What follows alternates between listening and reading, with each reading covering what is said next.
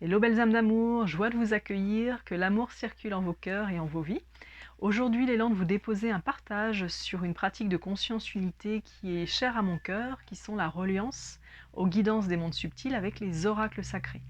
Les oracles sacrés, ce sont des jeux, souvent basiquement on dit des jeux de cartes, mais ce sont surtout des codex, des lieux d'information, de partage et d'échange qui ont été canalisés par une belle âme sur Terre et qui créent un pont de lumière entre des consciences de sagesse des mondes subtils et notre conscience terrestre et qui nous permettent de recevoir des conseils, des informations, des guidances et aussi d'entrer en initiation avec ces consciences cosmiques à travers le choix des cartes qui nous est impulsé de tirer.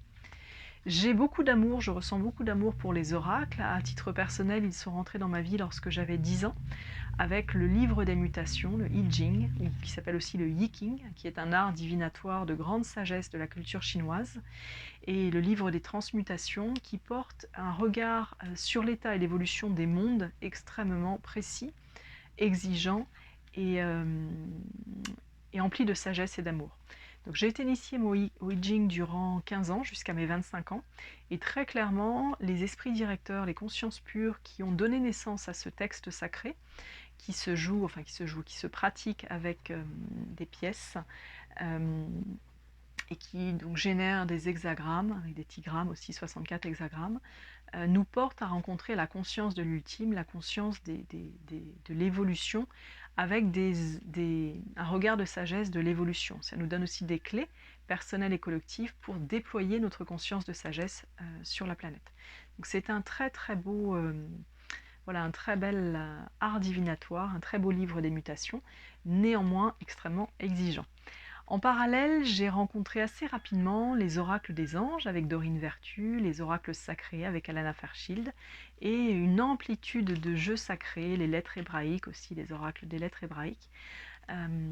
Et j'ai eu à cœur de renouer avec ces champs de connaissances assez jeunes et qui m'ont beaucoup initiée et qui m'ont permis d'être notamment celle que je suis aujourd'hui. Donc si vous aimez les oracles, si vous avez l'élan de recevoir un jeu sacré, eh bien bienvenue, je vais vous donner quelques clés d'évolution, quelques clés d'amour qui peut-être pourront vous guider. Donc tout d'abord, les oracles ne sont pas là pour se substituer à notre sagesse personnelle et à notre conscience personnelle. Ce sont des collectifs de conscience universelle qui matérialisent leur sagesse et le lien en fait de connexion avec nous à travers un deck sacré, à travers un jeu de cartes qui est constitué de cartes qui portent chacune, souvent des numéros, un axe de sagesse et un axe d'initiation, un axe de guidance. L'idée est que l'oracle ne te donnera jamais la solution à un problème. Il va te guider à trouver en toi les ressources pour déployer l'harmonie dont tu es capable et transcender une expérience, ou bien développer une expérience, ou bien te déployer toi-même avec aisance dans ta pleine conscience. Donc c'est important, la vérité n'existe qu'à travers l'expérience vécue et celle que toi tu vis, que tu vibres et que tu ressens. Les regards sont des regards, et comme tout regard, c'est une facette du grand diamant des possibles. L'important aussi, c'est qu'un oracle peut donner lieu à interprétation. Donc, je vais vous donner un peu après des clés de pratique. C'est important, lorsque je vais être relié à un oracle, de ne pas laisser ma personnalité interpréter la parole déposée par l'oracle. C'est important de ressentir, de le lire à haute voix, même parfois de rester plusieurs jours sur un mot, de ressentir énergétiquement le flux de l'information qui est transmis par la carte qui a été accueillie, mais surtout de ne pas interpréter. Le leurre, c'est que la personnalité, l'ego, s'empare de trucs de l'oracle et l'interprète pour actionner, mettre en mouvement. Non, un oracle, c'est un regard de sagesse qui demande à être infusé, à être ressenti, et cette énergie infusée ressentie va permettre à notre conscience pure de s'ouvrir et nous guider directement. Donc ça, c'était le premier point. Comment choisir un bon oracle, ou pas un bon oracle, tous les oracles sont bons, mais comment choisir un oracle qui nous convient? Donc là, je vous partage mon expérience personnelle. Quand je ressens l'élan d'aller connecter un oracle, je vais d'abord demander à mon cœur, est-ce que c'est juste? Est-ce que le conseil par la voie des oracles sacrés est juste? Si c'est un grand oui, je dis ok. Ensuite, je vais laisser en fait les synchronicités se manifester pour que soit un oracle arrive dans ma vie. C'est-à-dire que quelqu'un va me parler d'un oracle, ou bien je vais rentrer dans une boutique et il y aura des oracles, des jeux, etc. Dans les oracles, il y a de tout, hein. Vous avez des oracles des anges, des oracles de sagesse, des jeux de cartes, des jeux de tarot, etc. Ce sont des arts divinatoires de conscience universelle. Si je suis appelée à aller dans un magasin spécialisé, je vais aller vers l'endroit où il y a les oracles, les jeux, et je vais placer une main sur le cœur et je vais demander à mon essence divine de me guider vers la conscience collective qui est syntonisée à travers un oracle pour m'accompagner sur mon chemin d'évolution. Main sur le cœur, je demande, et à titre personnel, il y a deux axes. Soit j'ai ma main qui va scanner, donc je place ma main au-dessus des cartes et je ressens là où ça chauffe, où c'est froid, là où il y a vraiment quelque chose, plutôt où ça chauffe pour moi, dans la chaleur du cœur. Soit je vais laisser mon regard en vision sidée s'ouvrir et scanner, et là je vais avoir un oracle qui va sortir du lot. Une fois que j'ai trouvé l'oracle, je vais vérifier quand même que c'est la bonne alliance de guidance pour mon chemin d'éveil. Donc je vais prendre l'oracle dans mes mains, je vais le placer sur mon cœur ou juste dans mes mains, et je vais me connecter en communication directe avec la sagesse de l'oracle, avec son consensus, avec son collectif d'esprit, et leur demander, voilà, qu'est-ce qu'ils peuvent m'apporter. Je vais recevoir un message, une énergie, une fréquence, et je vais sentir si c'est un grand oui dans mon cœur. Si c'est un grand oui dans mon cœur, je m'offre le cadeau de m'offrir un oracle, ou bien de le recevoir si quelqu'un me le confie. Une fois que j'ai reçu mon oracle, il est important de l'activer, de le purifier, de l'activer, de le syntoniser à mes propres fréquences. Donc quand je suis chez moi, la première chose que je vais faire, je vais le purifier. Parce qu'il a voyagé, il a peut-être été touché par d'autres personnes, il a peut-être été imprégné d'autres énergies. Donc je vais le prendre et je vais demander à mon cœur, toujours pareil, comment le purifier. Comment je purifie mes oracles? Moi, je les prends, je demande d'abord quelle est la purification. Donc ça peut être de le déposer à la nature, c'est-à-dire de l'ouvrir dans le jardin ou dans un parc, si je vais au parc, et de déposer toutes les cartes tournées, c'est-à-dire de ne pas voir ce qu'il y a à l'intérieur, intimité de l'oracle, mais face similaire, et je vais le laisser se charger à la terre.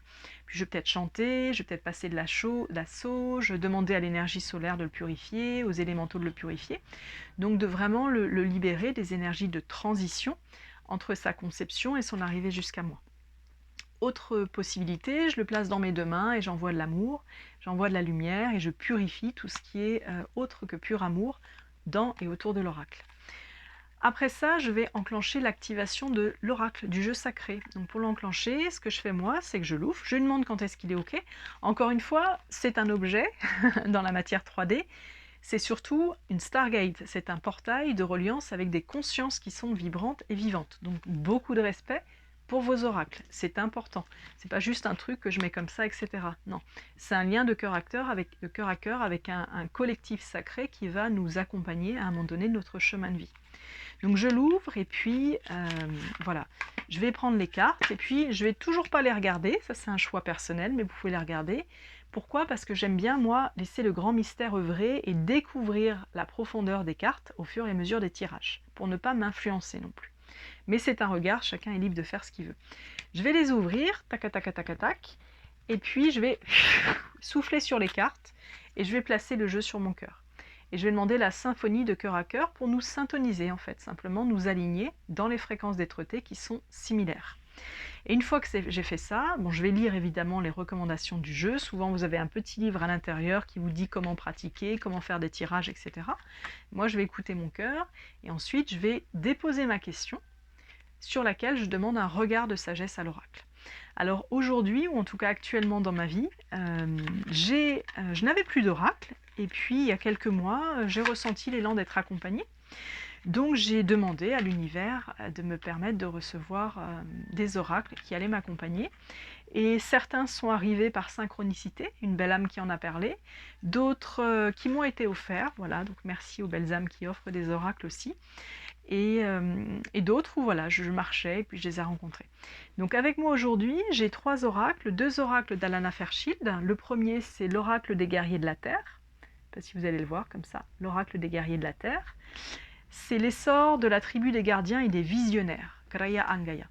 Alana Fairchild est une femme, une Australienne, je crois, si je ne me trompe pas, ou qui est basée en Australie, qui est vraiment une grande incarnation du divin féminin sacré, et qui a donné naissance à beaucoup d'oracles avec ses collectifs, dont l'oracle de Kuan Yin, l'oracle d'Isis, qui sont des oracles, la majorité, initiatiques. Donc c'est une particularité de ces oracles, c'est qu'ils donnent des conseils, mais ils sont aussi des soins lumière et des initiants. Donc si vous œuvrez avec ces oracles, vous allez puissamment développer votre conscience d'être-té, de sagesse et vos connaissances sacrées. Deuxième oracle qui est avec moi actuellement, l'oracle de la lumière blanche, toujours d'Alana Fairchild, voilà. Et le troisième que j'aime beaucoup, c'est l'oracle de Marianne Langlais, qui est Néo, le tarot de l'océan, qui est en reliance avec les êtres de l'océan, avec les consciences des océans. Très pur, très beau, très doux, magnifique. Alors je fais pas de pub, hein, je vous donne juste les oracles que j'ai parce que je vais accueillir un tirage après. Donc le propre de poser des questions à un oracle, vous aurez une réponse en fonction de la fréquence que vous déposez dans votre question.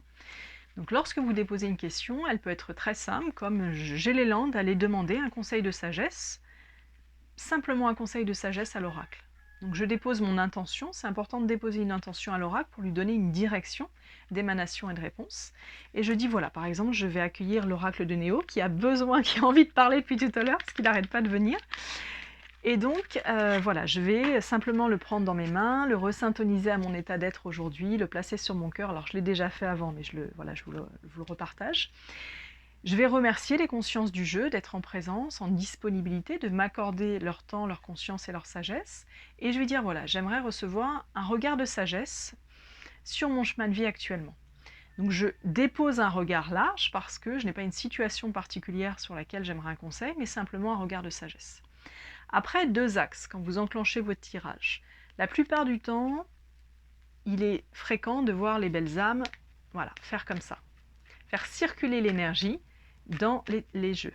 À titre personnel, c'est assez rare que je fasse ça, sauf si vraiment il y a besoin.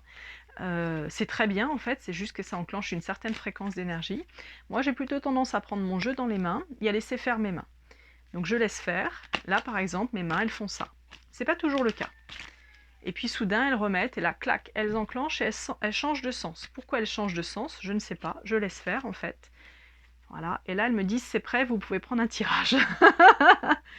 Ça m'arrive aussi de les faire spiraler, de les faire circuler. Ça dépend vraiment de quoi a besoin le jeu pour s'énergiser. Et c'est important aussi d'énergiser le jeu. Voilà, donc là, je vous invite à prendre une carte. Et oui, on est en conscience quantique unifiée. Et à placer une main sur le cœur et vous allez ressentir un message. C'est-à-dire que même si physiquement vous ne prenez pas la carte, Karayama Kayantakam, vous allez ressentir l'énergie du message parce que bien évidemment, les cartes ne sont qu'un artefact visible d'une conscience subtile qui existe dans toutes les dimensions. Donc là, tu peux choisir une carte, placer une main sur le cœur et accueillir ton message. Et tu vas recevoir ton message. Deuxième tirage, donc je vais recommencer, c'est je demande un regard de l'instant. Donc je demande un regard de l'instant, Kramaya Anatangaya Omanga, un regard de sagesse. Moi j'ai le deck ici, Maya Angayam, et en fait je vais ouvrir Taya Angayam une fois. Voilà, je laisse mes mains faire, Kramaya Antaka Iongaye, langage de l'âme, et voilà, j'ai une carte qui sort. Donc je ne l'ai pas vue, je ne sais pas si elle est. Voilà, c'est la carte du dauphin. Donc, message de sagesse des esprits des océans en cet instant, le 22, qui est un nombre maître, pas de hasard. Et j'ouvre, quand j'ai ouvert le livre, je suis tombée sur le 11, le ton. Voilà. Donc, le 11 et le 22 sont des informations importantes actuellement sur le chemin. Là que j'ai demandé pour le collectif. Hein. Et donc, je vais vous lire le dauphin. Le dauphin, c'est l'élan. Donc, le dauphin nous parle, la conscience des dauphins nous parle de l'élan. Il nous dit « Je suis le dauphin, l'enfant du mystère, je révèle avec originalité l'élan de la vie. Les mots-clés qui sont importants comme ressources à activer et déployer actuellement sont l'élan, la liberté, l'indépendance, l'insouciance, la découverte, l'évolution, le voyage, l'originalité, la singularité, l'infini, l'absolu. » Symbolique et message pour nous accompagner du dauphin. Sur ton chemin d'évolution, tu as laissé derrière toi l'ancien. Tu t'es dépouillé pour vivre l'essentiel. Tu t'es trouvé en accueillant chacune de tes résistances et en t'abandonnant à l'absolu. Allégé, libre, tu acceptes avec joie d'aller vers l'inconnu, tu découvres les mondes. Un cycle s'achève, tes pas sur le sable s'effacent derrière toi, le passé n'est plus, seul l'instant compte. Cet achèvement donne naissance à un autre cycle, une ouverture vers un océan infini. Donc les dauphins nous confirment, nous parlent de la fin d'un cycle et l'ouverture d'un nouveau cycle. Suis ta propre étoile de vérité, elle te guide et te rassure par la chaleur de sa lumière. Donc encore une fois, l'oracle qui est en sagesse nous confie qu'il est important d'écouter notre étoile de vérité, donc notre sagesse intérieure, notre vérité intérieure. Je ne sais pas si vous entendez les coqs qui sont en chant sacré dans le jardin. Karaya Hangaya. Suis ton élan, cet appel au dépassement de soi, plonge dans cet océan de liberté. Donc nous vivons une période qui nous confie, comme nous guident en fait les dauphins, à oser le dépassement de soi, à sortir de nos zones de confort et à aller rencontrer la grande liberté d'être-té. Je suis le dauphin, doté d'une intelligence subtile et hypersensible, j'ouvre de nouvelles voies. Donc la promesse d'ouverture des voies, si nous nous autorisons à déposer ce qui a été navigué, à fermer des portes et à ouvrir de grandes avenues d'être-té. Hypersensible, j'ouvre de nouvelles voies. Je nage avec une grâce divine à la vitesse de la lumière car elle me porte. Ma nage spiralée me connecte à toute chose. En me reliant au champ de conscience de l'univers, j'apporte la guérison. Je touche les autres dans leurs émotions, que ce soit par ma présence joueuse et compatissante ou par mon chant, véritable éclat de rire qui résonne en chacun. Invitation de nouveau à vous ouvrir à vos champs de l'âme, à vous oser à votre voix déployée en syntonisation avec les mondes du grand vivant universel. Je suis le dauphin, l'enfant sacré de l'unité. Je vibre en totale harmonie avec le souffle de l'univers, le souffle de la vie. Comme moi, demeure en ton centre, dans l'espace entre ces deux impulsions que sont l'inspire et l'expire, le calme et le mouvement. Dans cette suspension, tu t'éveilles au monde subtil, tu transmets la joie, l'éclat de la beauté, la douceur du cœur. Je suis l'élan qui se manifeste, suis ce courant de joie et avance sans crainte, avance avec ce petit grain de folie qui donne la liberté, laisse-toi transporter par ce souffle d'air léger et inattendu. Donc les dauphins nous invitent et nous informent que nous allons recevoir des propositions, des synchronicités, des impulsions de vie, et nous sommes invités à suivre notre joie pour être dirigés, pour être guidés vers les bonnes impulsions, les belles expériences qui vont nous nourrir et nous accompagner à évoluer dans le bonheur. Guidé par l'esprit, poussé par l'élan, tu t'appuies sur ton intuition et tu t'ouvres alors au champ des possibilités infinies. Rappel des dauphins, dernière carte du jeu. Écoute la voix de ton cœur, écoute ton intuition et tu seras guidé vers de nouvelles opportunités, de nouvelles voies, des possibilités infinies que tu n'aurais peut-être pas, que je n'aurais peut-être pas pu rencontrer si nous étions restés, c'est ça, si nous étions restés dans notre passé. Donc un bel élan des dauphins. Donc une fois que j'ai reçu ce message, là je vous le fais en version courte, c'est important de relire les messages, de vraiment infuser chaque phrase et même de nous poser en méditation pour ensuite recevoir un soin, des guidances de l'oracle. Ce qui est différent d'un tarot, là je parle bien des oracles sacrés, le tarot est sacré aussi, c'est beaucoup d'énergie et beaucoup de guidance, mais plutôt en guidance de ce qui va arriver en fait. Voilà, des grands champs des possibles. Les tarots nous montrent les champs des possibles. Les oracles sont des oracles de sagesse et de guidance qui vont nous inviter à grandir dans notre conscience et aussi nous ouvrir des perspectives pour garder notre cap de direction, d'attraction et de manifestation. Donc une fois que j'ai lu mes cartes, une fois que j'ai syntonisé avec elles, que j'ai vraiment pris le temps de les ressentir, de me poser en méditation et même de demander un soin potentiellement, je peux demander un soin lumière ici au dauphin ou bien à l'esprit du thon pour recevoir les énergies, être aidé à déployer cette joie, mon intuition, ma guidance. Et très souvent, les énergies des oracles vont nous offrir un soin lumière de haute conscience, de haute fréquence, pour nous permettre de manifester cette royauté, cette souveraineté, cette énergie d'amour que nous avons reçue dans le message accueilli. Et une fois que j'ai fait ça, je remercie les consciences, l'oracle sur mon cœur, je purifie s'il y a besoin de purifier, mais ce n'est pas une obligation, et je replace mes cartes d'amour dans leur petite protection, c'est aussi une protection, et moi j'aime bien avoir des petites pochettes spéciales, voilà, donc là j'en ai une pour un autre jeu, où je les laisse dans un lieu sacré, et ensuite je les dépose. Donc ça c'était pour vous parler des oracles, donc ce qui est important c'est vraiment de vous laisser naviguer dans l'impulsion, de ressentir les fréquences. J'ai l'oracle des guerriers de la terre qui veut nous offrir un joyau, donc je vais l'accueillir, et d'écouter les conseils comme un conseil de sagesse qui va nous permettre de développer aussi des capacités. Donc là par exemple j'ai l'oracle de la terre qui vient, et là ça ne me dit pas de battre les cartes tout de suite, clac j'ai fait 1, j'enclenche 2, j'ai une carte qui vient, hop, c'est la femme bison blanc, la sagesse de la femme bison blanc. son signe est visible au cœur optimiste. Donc c'est la sagesse, la guidance des esprits des mondes subtils vers une nouvelle révélation planétaire, vers une transformation de la conscience lumière humaine. Et je reçois deuxième carte, Amuata, sagesse supérieure, le 12. Donc c'est vraiment de faire confiance à notre sagesse supérieure pour donner naissance à une nouvelle humanité. Et si vous avez l'élan, vous pouvez aller voir la prophétie de la femme bison blanc. C'est un grand message de sagesse. Kraya Angayam, et nous recevons donc enfin, j'ai tourné le carte, le 18, Kuntur Yashak, la bénédiction du soleil d'Anan Pacha.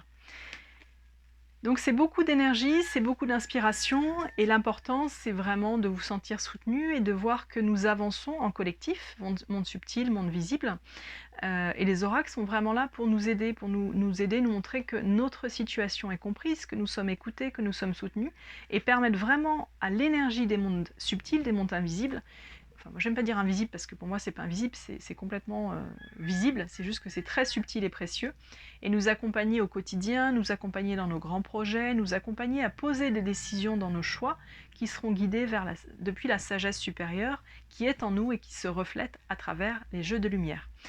Voilà, qu'est-ce que j'avais l'élan de vous partager sur les oracles?